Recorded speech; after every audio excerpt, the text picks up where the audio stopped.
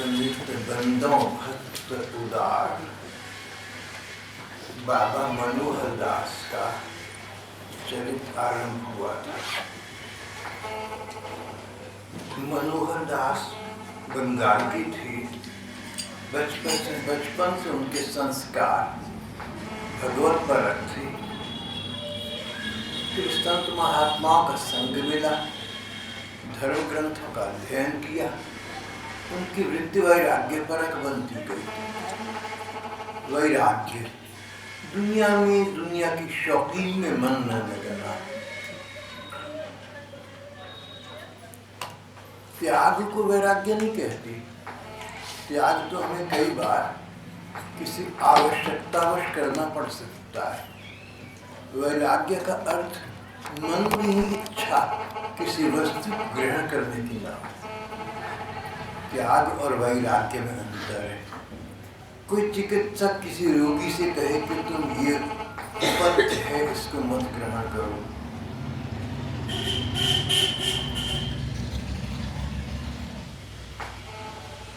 कोई रोगी है, चिकित्सक के पास जाता है, चिकित्सक कहता है कि तुम आलू मत खाओ, उड़द की दाल मत खाओ।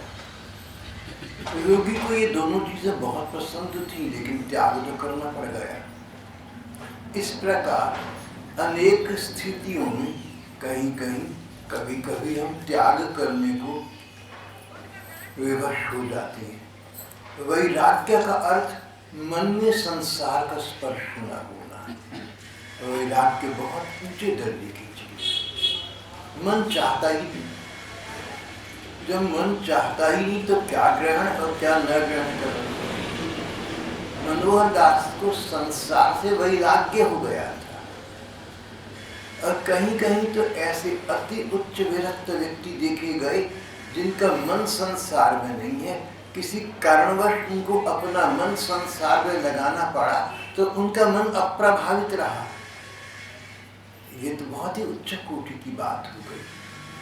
त्याग करना आसान नहीं है, लेकिन जैसे तैसे व्यक्ति कर लेता है। वैराग्य ऊंची स्थिति है। मन ही वस्तु को चाहता है, मन में इच्छा ही नहीं है। सामने वस्तु होने पर भी मन आकृष्ट नहीं होता। वैराग्य बहुत ऊंचे दर्जे की स्थिति हो गई। अच्छे अच्छे साधकों को साधना के द्वारा ऐसी स्थिति अंततः प्राप्त हो जाती है। पर लोकोत्तर वैराग्य दुनिया से भी बहुत ऊपर का, धर्म ग्रंथ से ऊपर का वैराग्य उस व्यक्ति का हो सकता है। प्रायः नहीं होता, ऐसा न समझता कि अक्सर हो जाता है, लेकिन हो सकता है कि कोई व्यक्ति संसार से विरक्त हो, संसार के प्रलोभनों में, संसार के आकर्षण में उसका मन न जाता हो। इस प्रकार का कोई लोकोत्तर व्यक्ति हो सकता है। संसार में कोई लाख करोड़ में एक कह लो, कोई कदाचित होगा या शताब्दियों में एक होगा जिसका मन ही संसार में नहीं है, फिर भी संसार में रहता है। तो संसार के आकर्षणों को या संसार के प्रलोभनों को या संसार के सुख भोगों को भोग लेता है, लेकिन भोगते समय मन उनको ग्रहण नहीं करता। इसका एक नकारात्मक उदाहरण है, सकारात्मक तो नहीं है।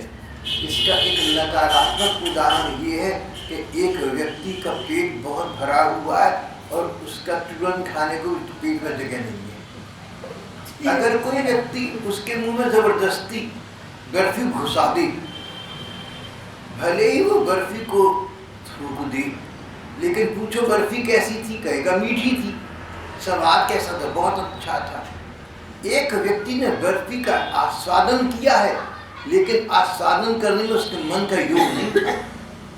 इस प्रकार कोई लोकोत्तर महापुरुष हो सकते हैं जो संसार के सुख भोगों में आसक्त दृष्टिगोचर हो, लेकिन उनका मन उनसे अतीत है। लेकिन ये तो लोकातीत अवस्था है। यहाँ पर बात चल रही है वैराग्य की। मन संसार में जाता नहीं तो संसार को ग्रहण भी क्यों किया? इस प्रकार के विचारों में बाबा मनोहर दास पड़े हुए थे। जब देखा कि घर में उनके विवाह की चर्चा हो रही है और घरवाली समझाने पर भी नहीं मानेंगे, तो एक रात चुपचाप घर से निकलकर वृंदावन आ गए। मन में था मन में था कि वृंदावन में श्री कृष्ण का नित्य निवास है, श्री कृष्ण प्रेम देव है, सभी रूप भगवान के रूप है। भगवान का प्रेम रूप श्री कृष्ण है, जैसे भगवान का मर्यादा रूप भगवान राम है, तो भगवान का प्रणय रूप, भगवान का प्रेम रूप श्री कृष्ण है। भगवान श्री कृष्ण रूप में इस संसार में आते हैं लोगों को सिखाने समझाने के लिए कि भगवत प्रेम की प्राप्ति का उपाय क्या है और उसमें कितना सच्चा सुख है, स्थायी सुख है। संसार के लोग संसार के सुखों से बड़े प्रसन्न होते हैं और ऐसा समझते हैं कि संसार के सुख मिल गए तो सभी कुछ मिल गया।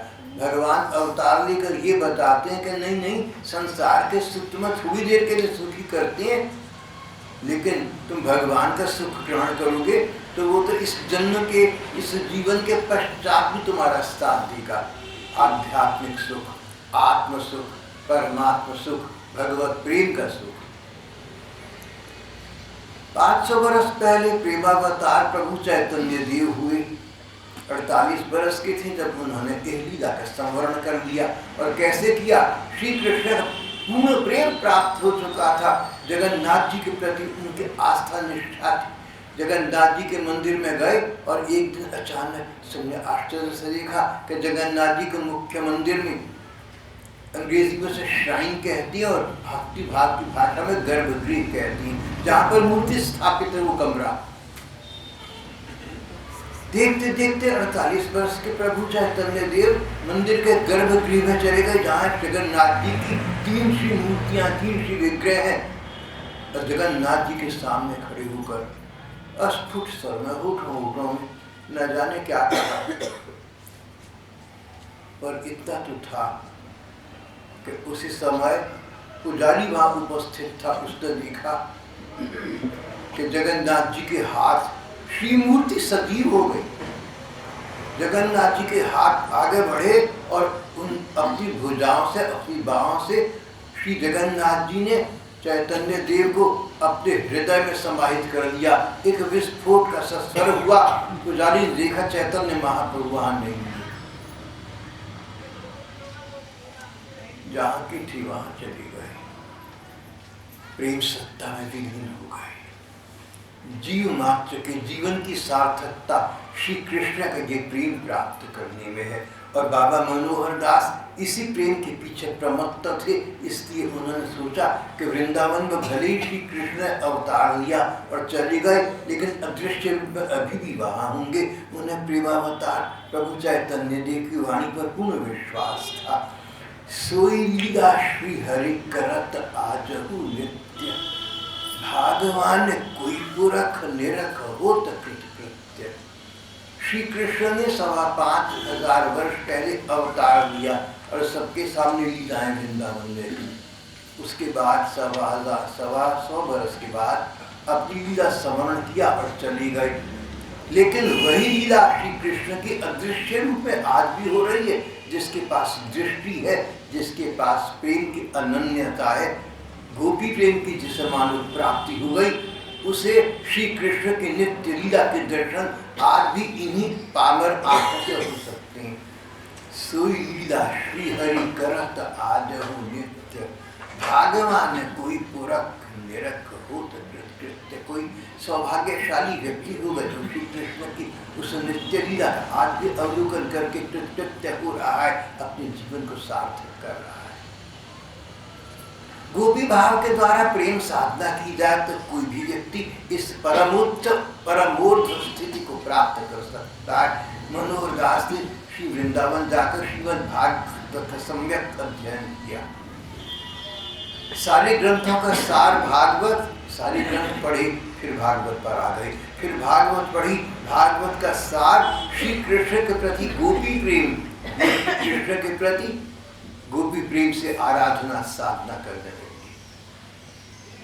वैसे तो वृंदावन में भगवान कृष्ण के प्रति प्रेम का भाव अनेक भक्तों में था, सारे व्रजवासियों में था। कोई उनको अपना बच्चा मानती थी, कोई उनको अपना सखा मानती थी, जिसको जो अच्छा लगा उससे वो संबंध बनाया। बाबा नंद और यशोदा मैया श्री कृष्ण को अपना पुत्र जानते मानते थे, उनका वात्सल्य भाव था जैसे माँ का बच्चे के लिए होता है। बहुत से गोप ग्वाल श्री कृष्ण के आयु के थे और गैया चराने इनके साथ वन में जाया करते थे, उनका श्री कृष्ण के प्रति सखा भाव था। कई भक्त थे जो जानते थे मन ही मन के भगवान हैं, मानव रूप में केवल लीला कर रहे हैं, उनका भगवान के प्रति दास्य भाव था और श्री कृष्ण को मन ही मन परमात्मा जानकर मन ही मन उनकी पूजा उनकी उपासना करते थे। जीव नित्य कृष्ण दास ऐसा उनके मन में बसा हुआ था। हम तो श्री कृष्ण के सदा के सेवक हैं। तो श्री कृष्ण के प्रति प्रकार प्रकार के भक्तों का प्रकार प्रकार का भाव था। पर हमारी रसिक संतों ने कहा कि यद्यपि सभी भाव अच्छे हैं, सभी संबंध अच्छे हैं, लेकिन गोपी प्रेम वाला संबंध कांता भाव, श्री कृष्ण प्रियतम है, मैं उनकी प्रेयसी हूँ। श्री कृष्ण प्रेमी है, मैं उनकी प्रेमिका हूँ। श्री कृष्ण परम पति हैं, मैं उनकी पत्नी हूँ। श्री कृष्ण के साथ प्रेम के सारे संबंध हो जाए, सर्वस्व संबंध। एक संत कवि ने कहा, यद्यपि जसोदा नंद अरु ग्वाल बाल सब धन्य। यद्यपि ये ठीक है कि यशोदा नंद बाबा और ग्वाल बाल सभी का प्रेम धन्य था, ताते या ब्रज धाम में गोपी भई अनन्य। लेकिन गोपिका तो अनन्य है, इन जैसा अन्य कोई नहीं है। भगवान के साथ जिसने जो नाता बनाया अच्छा किया, सुख है उसमें, वास्तविक है। पर जो गोपिकाओं का नाता था सर्वस्व संबंध, श्री कृष्ण हमारी सर्वस्व हैं, हम तो उनकी दासी हैं, हम तो सेविकाएं हैं, हम तो उनके प्रति समर्पित हैं।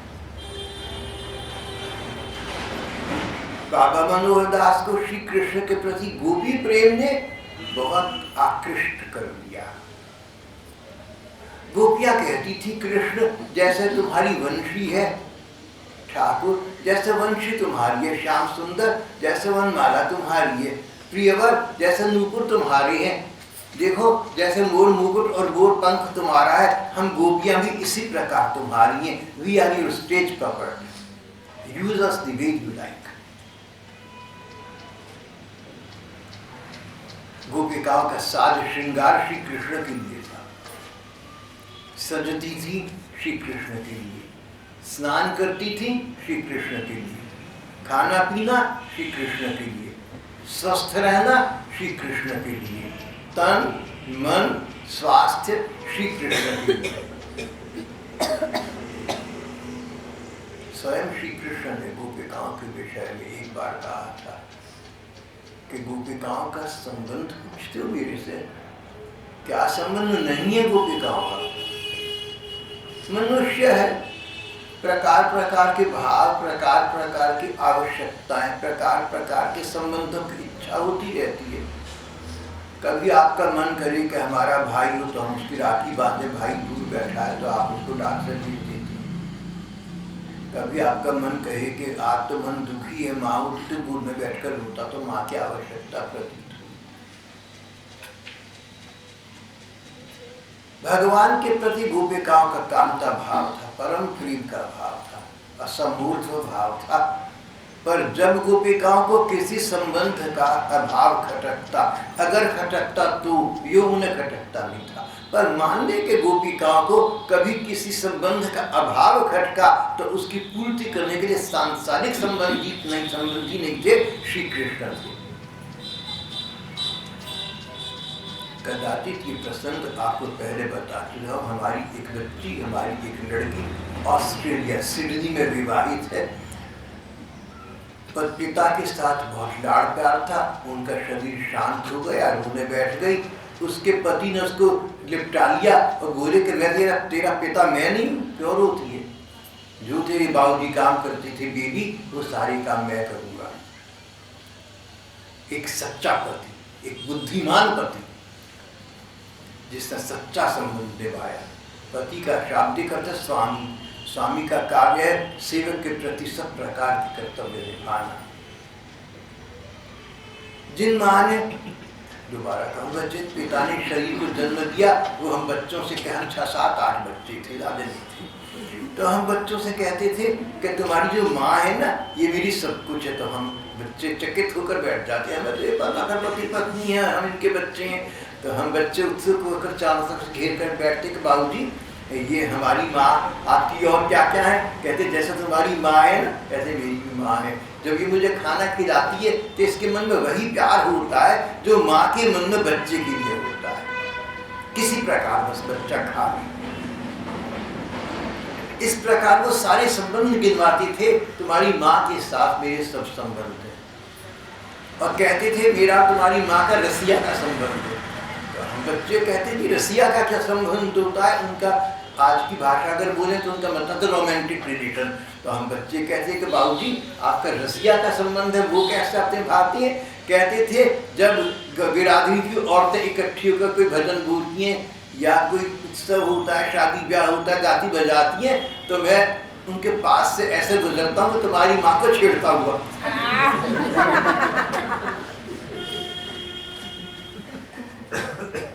भाग्य चल रहा है कि गोपिकाओं का श्री कृष्ण के साथ इस प्रकार का सर्वस्व संबंध था, अलौकिक था, लोकोत्तर था, जन्म जन्मांतरों के था, सदा सदा के लिए था। मनोहर दास बाबा ने गोपी प्रेम को अपना आदर्श बना दिया। कहते या व्रज धाम में गोपी भई अनन्य। अब श्री कृष्ण के साथ प्रेम का संबंध बना, तो प्रेम का एक अर्थ है किसी से मिलन में सुख की प्रतीति, to find pleasure in the company of, इसका डिक्शनरी।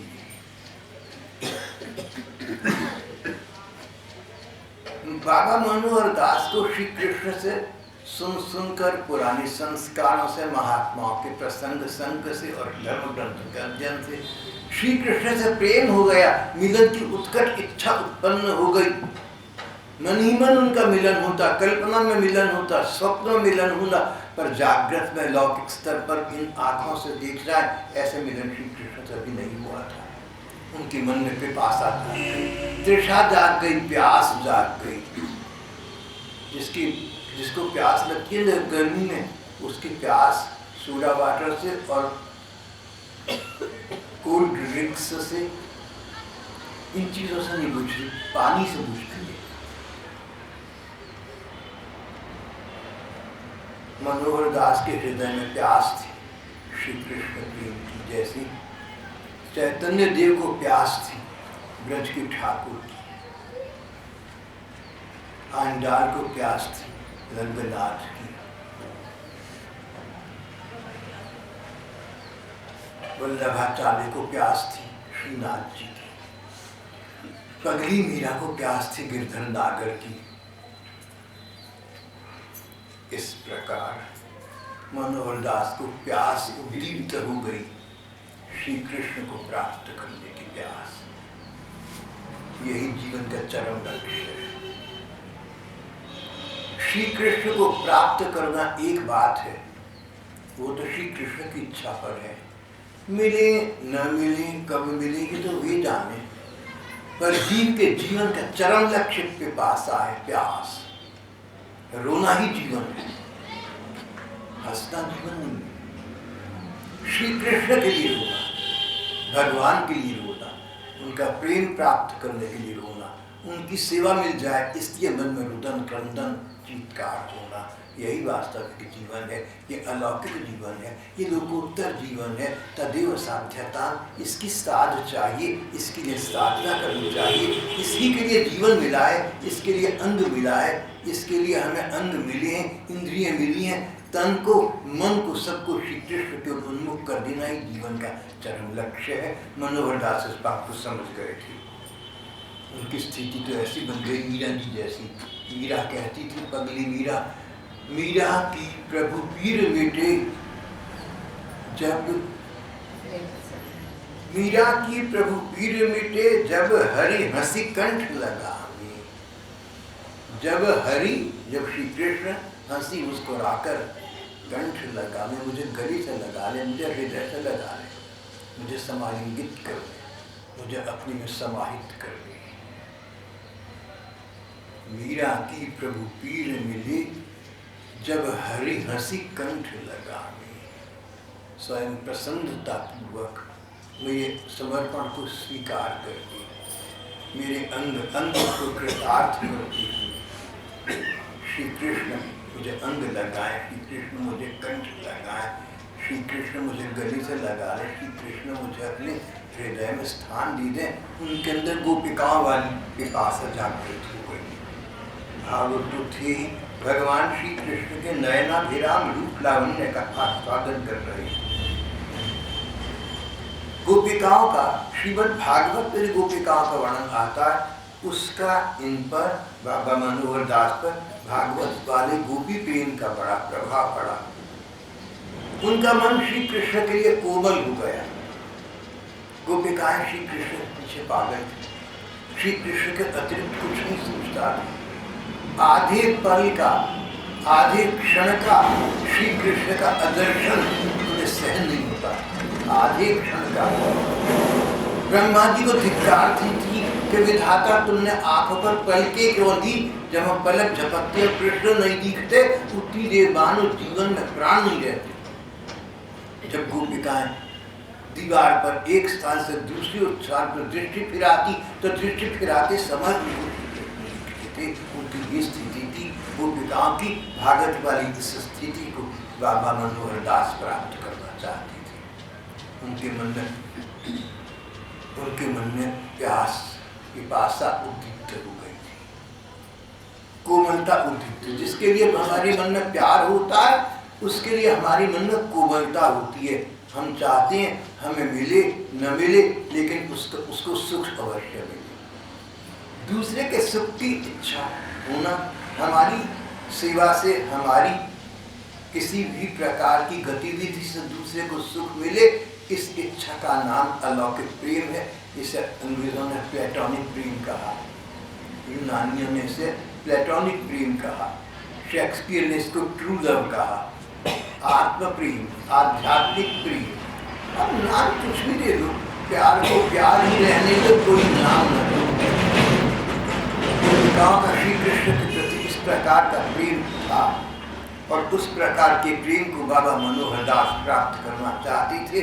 उनके हृदय में एक कामना थी कि श्री कृष्ण को मैं चाहता हूँ, पर मुझे श्री कृष्ण तभी मिले जब श्री कृष्ण भी मुझे चाहते हूँ। काश कि मैं ऐसा बन जाऊं कि मैं उनको अच्छा लगूं। श्री कृष्ण मुझे अपने अनुरूप बना ले, अपने अनुकूल बना ले, मैं वैसा बन जाऊं। मेरा तन, मेरा मन, मेरा सर्वस्व ऐसा बन जाए कि मैं श्री कृष्ण को अच्छा लेने लगूं। खुदा बंदी से ये पूछे बताती रजा क्या है, अपने को ऐसा बुलंदी पर मिल लिया।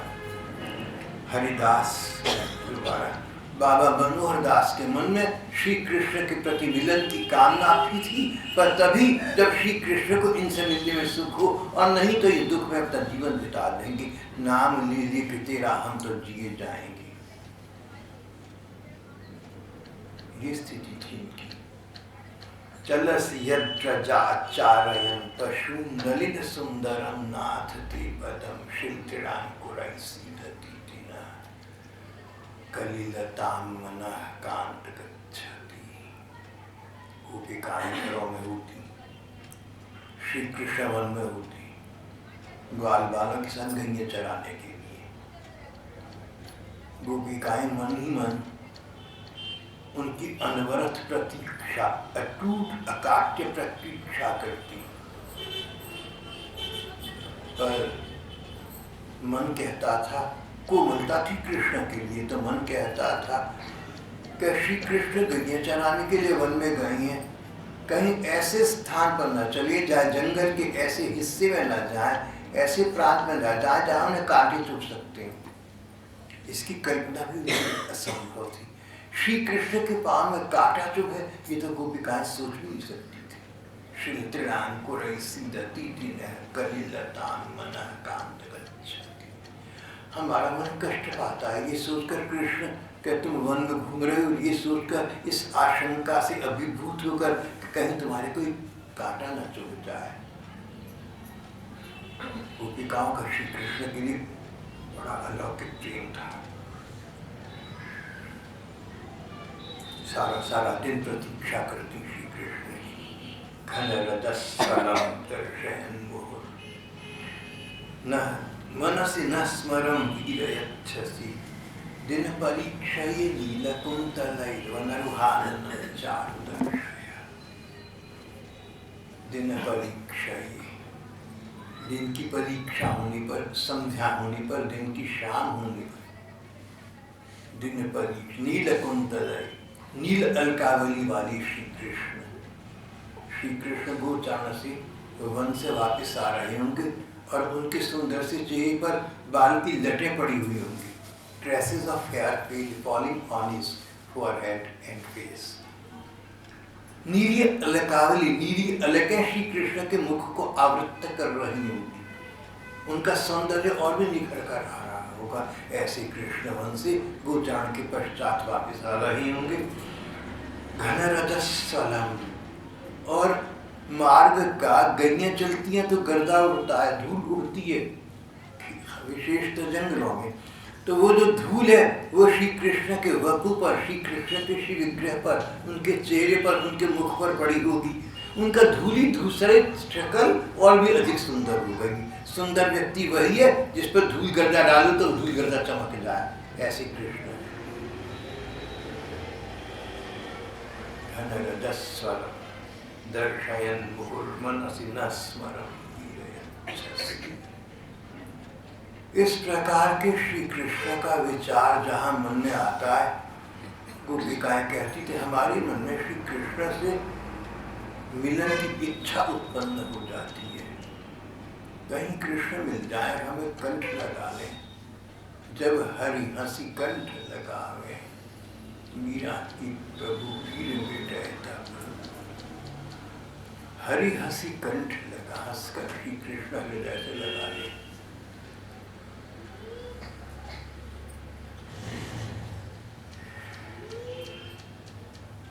बाबा मनोहर दास इस प्रकार सतत श्री कृष्ण का चिंतन करती रहती।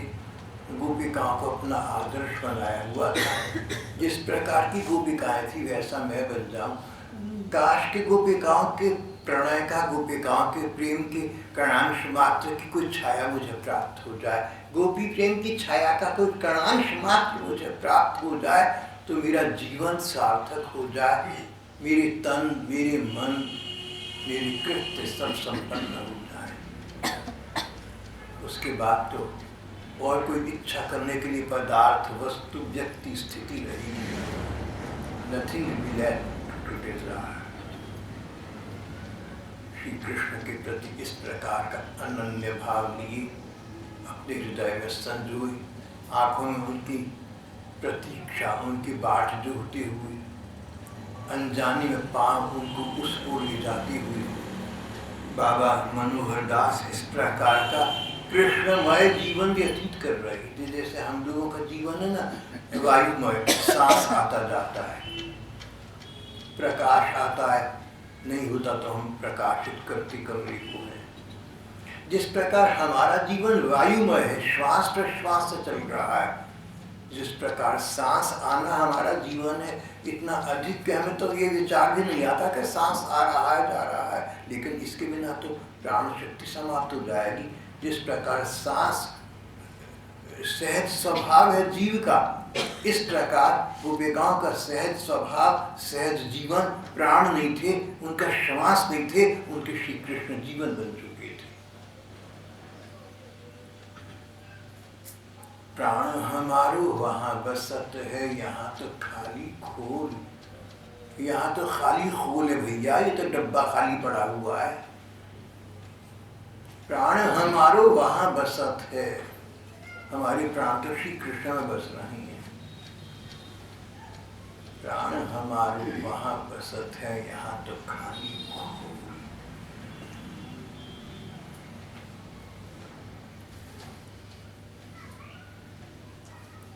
श्री कृष्ण नहीं मिलते, प्यास उनकी है, क्या करें फिर, कैसे करें, कहाँ जाएं, किसको पाएं।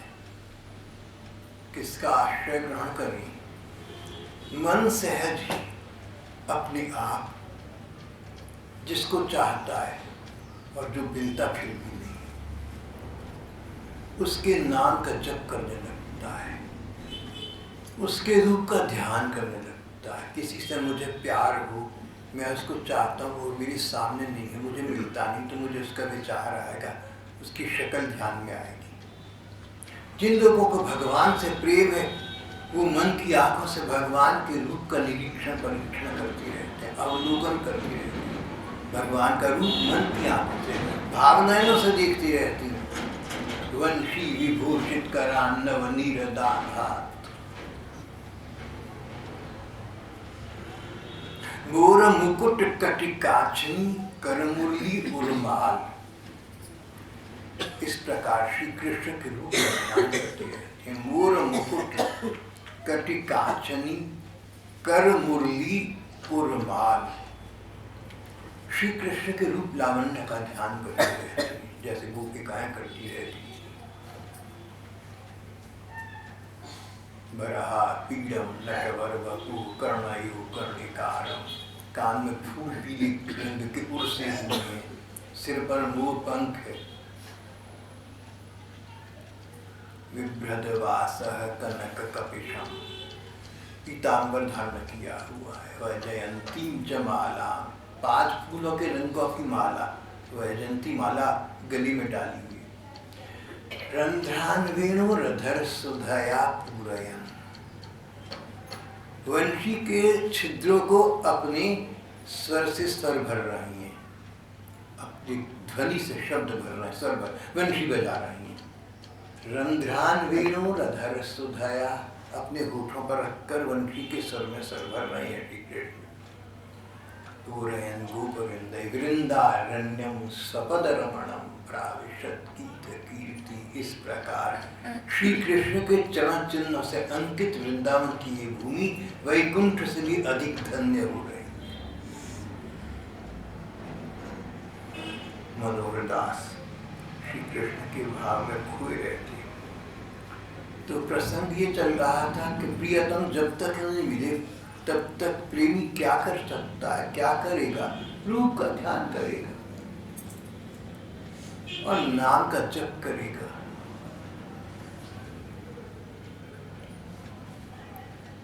मुझे किसी ने पहले बताया था,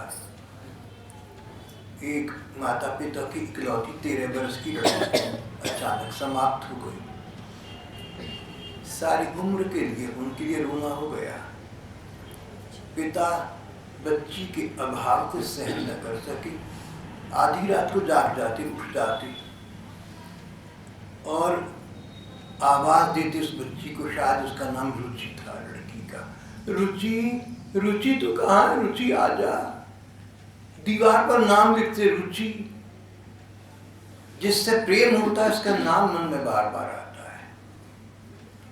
जिन भक्तों का भगवान से प्रेम है उनके पास 2 आश्रय हैं, नाम और रूप।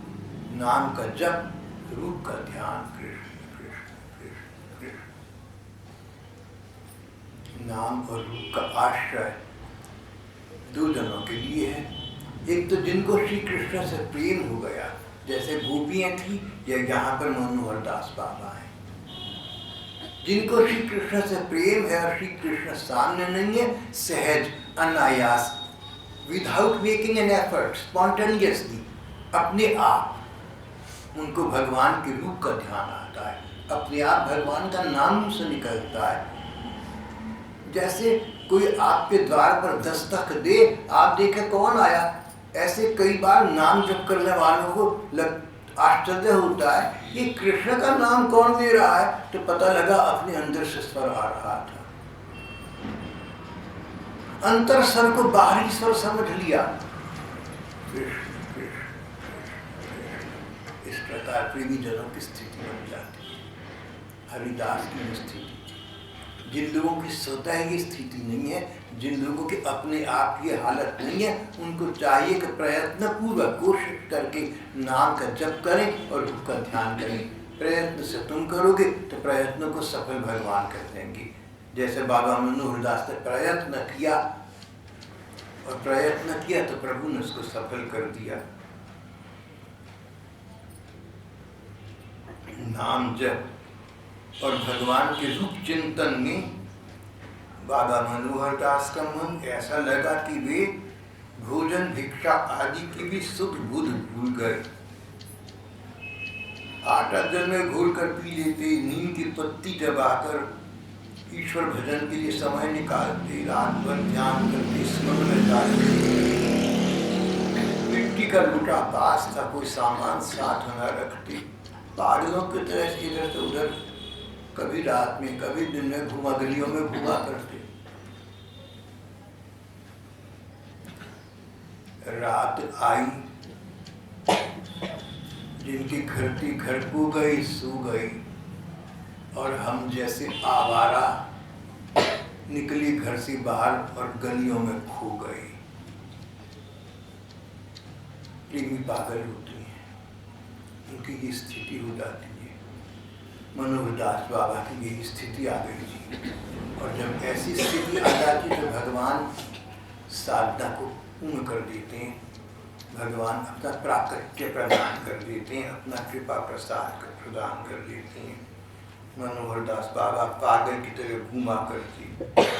कभी एक बार कदम्ब वृक्ष श्री कृष्ण को बहुत अच्छा लगता है। एक बार कदम्ब के वृक्ष के नीचे 3 दिनों तक समाधिस्थ होकर खड़ी रही। कभी रोती, कभी हंसती, कभी भगवान का नाम ले लेकर जोर से उन्हें पुकारती। सूखे मोटे टिक्कड़ और नीम का रसा इससे काम चला लेती। उनकी प्रेम साधना लोक विलक्षण थी।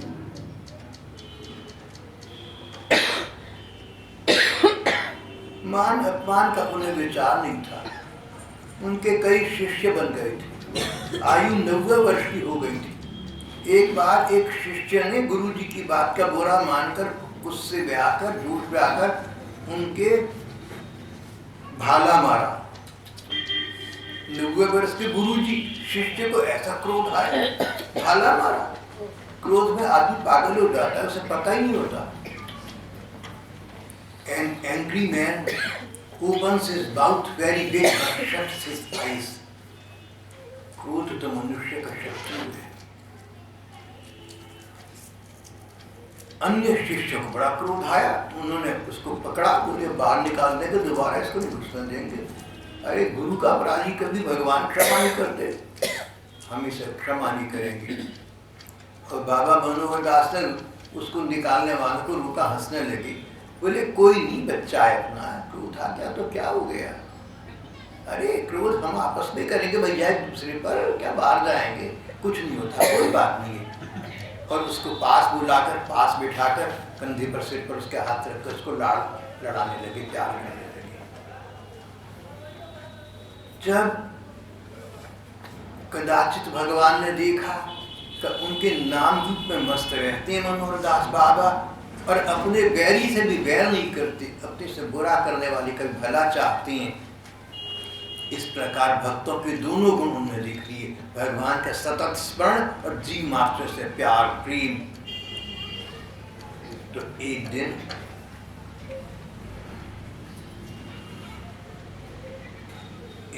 श्री राधा कृष्ण दोनों ने उन्हें साक्षात दर्शन देकर कृतार्थ कर दिया।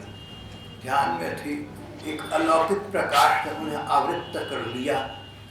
आंखें खोलकर देखा तो हृदय में जिन राधा कृष्ण का ध्यान कर रही थी, वो राधा कृष्ण साक्षात सामने खड़े मुस्कुरा रही थी।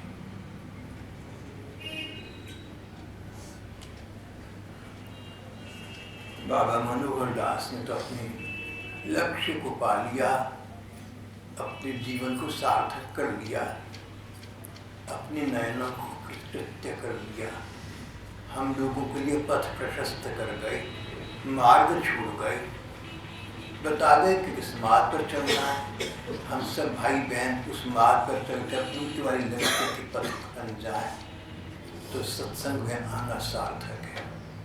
यहाँ हमारा आज का सत्संग समाप्त हो जाता है।